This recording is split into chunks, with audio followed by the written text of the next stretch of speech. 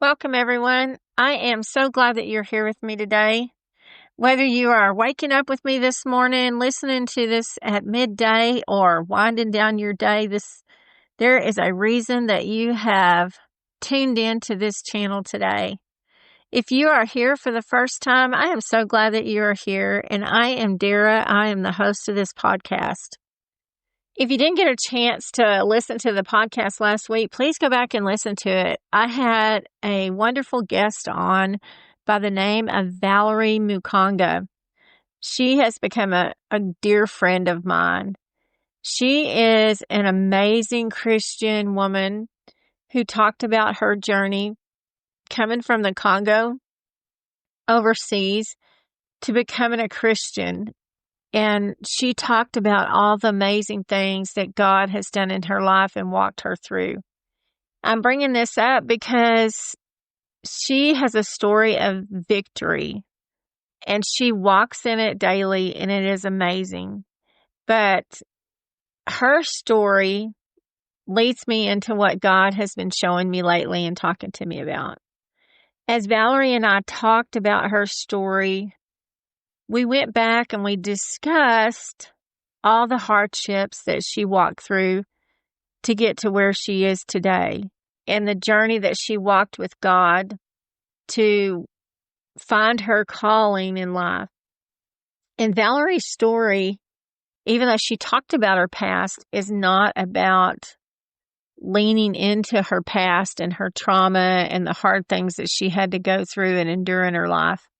It's about the focus she has on God and what He's done in the midst of all of those other things. But unfortunately, for so many of us today, our lives don't necessarily have that narrative that Valerie's has. We're either in the midst of a hard season in our lives, or we have moved into the light of a new season, but things still seem not quite to be moving forward in a place of victory in our life. I have been there many times in my life. This is something that I personally have dealt with over the years, and I believe I have asked God separately on many occasions, many occasions, why I was stuck in the place where I was, or why I start to move forward. I take all these steps that I'm moving forward and I'm excited about it, and it seems that I can only move so far, and I'm right back where I started, or not much progress has been made. How many of you out there have been that way or are that way right now? Well, God and I've had many discussions about this, and He kindly shares things with me, and I'm excited about it, but they are soon forgotten.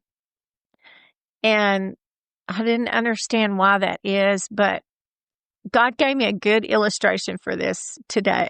Well, not today, but He gave me a good illustration for this week as I was walking my dog this week. God brought this up to me, and I think it's so funny sometimes how God does that. But anyway, that walking my dog, He spoke to me and shared this with me. So as I was walking our dog this week, his name is Butters, by the way, we were walking down the street and we came into eyesight of a cat. The cat was, running free in the neighborhood. He wasn't on the same side of the street as us, but he was on the other side of the street. Well, immediately, Butters' focus was dead on that cat. He literally froze in his steps to take a stance, as if he was going to go run after this cat. Well, of course, I tugged on him. I tugged on his leash to get him to move forward, to get him out of the eyesight of that cat. And he sat down on me. He just sat right there. He just froze. And his focus was dead on that cat. That cat wasn't moving, but neither was he. So after tugging on his leash a couple of times and he didn't move, I realized the best course of action was probably to stand in front of him and to get his focus off of that cat, to get his vision away from the cat in order to move him and get him out of the trance he was in.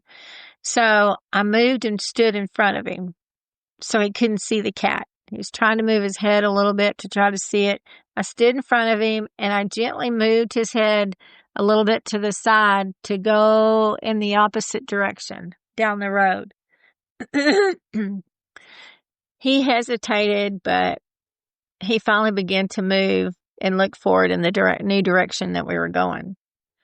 What struck me about this was that as we were walking down the street in the new direction, opposite of the cat, Butters kept trying to stop and turn his head back to look at that cat.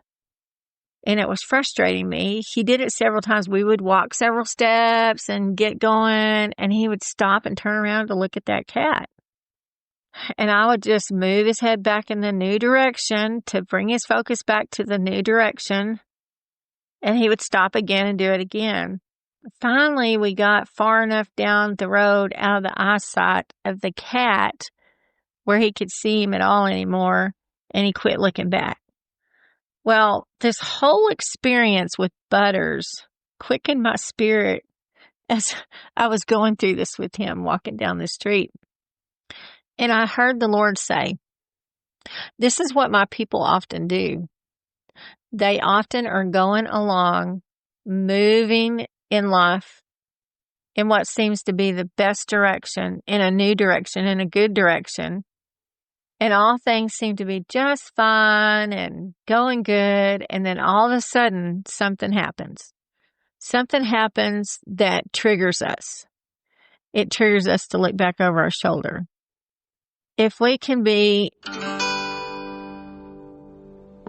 seeing someone or something that triggers something from our past, maybe a smell, a sound, or we wind up encountering being in a place that brings up something from our past where our focus becomes stuck and we can't move. This happens to us sometimes in our life. We all have experienced it. We find ourselves right back where trauma, pain, and hurt came that we thought we had moved past, and suddenly we're right there again. And even if we try to redirect our attention from those triggers, we keep turning our head back to the past, like Butters did when we were walking, and allowing it to try to creep back in and change our focus where we've moved forward to in the future that God wants us to have. Just think about that. We allow sometimes those things to just trigger us. We don't necessarily expect it, but it does. And what we do with that focus makes a big difference. I'm telling you, you just never know where God's going to give you some insight. I never thought that walking my dog would bring me such insight from God.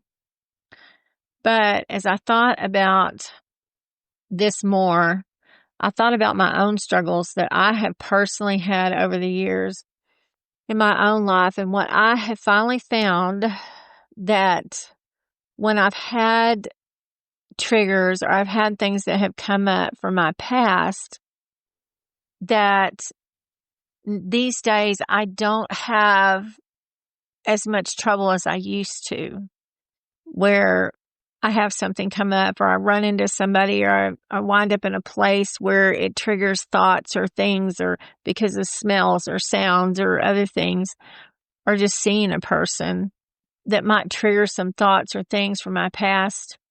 I'm not stuck with my focus there anymore. And the reason I'm not is because God taught me something that I finally learned and I finally grabbed a hold of, and I realized, wow, this really works. It makes a big difference in my life. It has changed my focus and kept my focus from being completely redirected or derailed.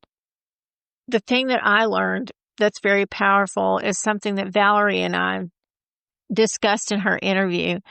And what it is thankfulness. We talked about this quite a bit. Thankfulness and putting God as the center of our focus in our life.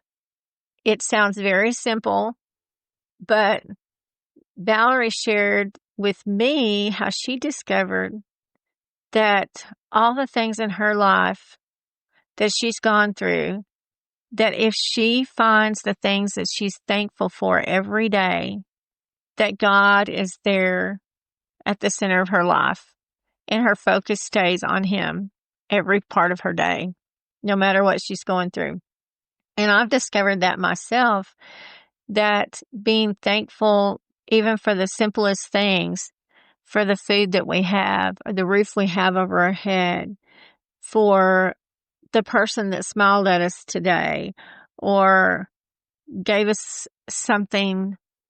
Just for instance, I went into a Chick-fil-A this week to take care of something for my daughter, and the lady behind the counter that worked there at Chick-fil-A, I was going to get a drink while I was there, and the lady bought me a drink, and it just brought me to tears. And I know that sounds very simple, but just for somebody to do something simple like that made me so thankful and so grateful that somebody would do something for me like that. But that was just, to me, a way for God to show me that He hears me, He sees me, and He values me, even in something so simple.